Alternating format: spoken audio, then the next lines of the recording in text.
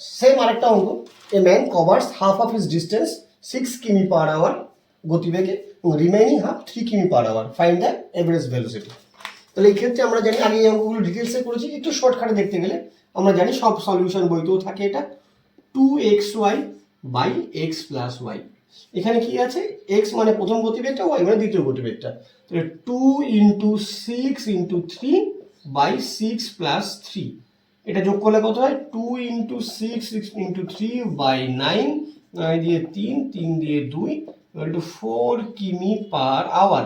তবে হ্যাঁ, এটা তবেই অ্যাপ্লিকেবল যখন জার্নি দুটো সেম হবে, মানে হাফ অফ জার্নি যদি 30 কিলোমিটার, পরে হাফও 30 হতে হবে, অথবা গোয়িং টু সাম প্লেস এবং রিটার্ন টু দ্য ডেস্টিনেশন, এই দুটো একই হলে তবেই এটা অ্যাপ্লিকেবল।